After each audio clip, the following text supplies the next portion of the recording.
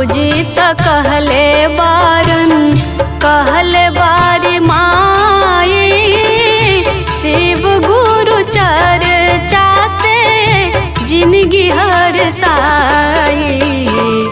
बाबूजी त कहले बारन कहले बारी माई, शिव गुरु चर्चा से जिंदगी हर साई।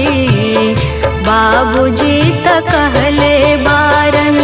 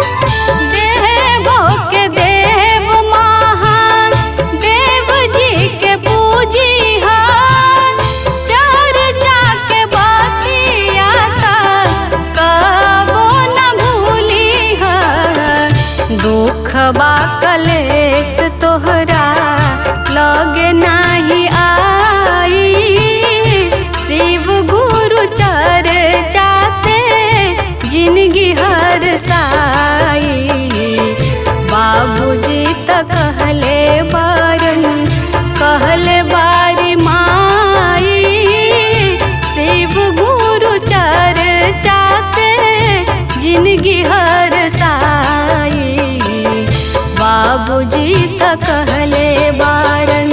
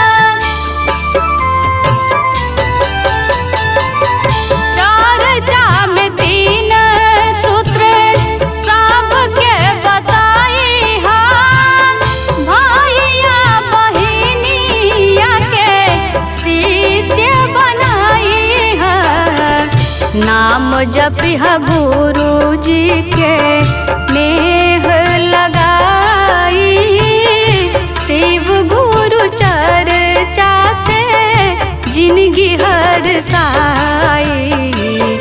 बाबूजी त कहले बारन कहले बारी माई, शिव गुरु चर्चा से जिंदगी हर साई।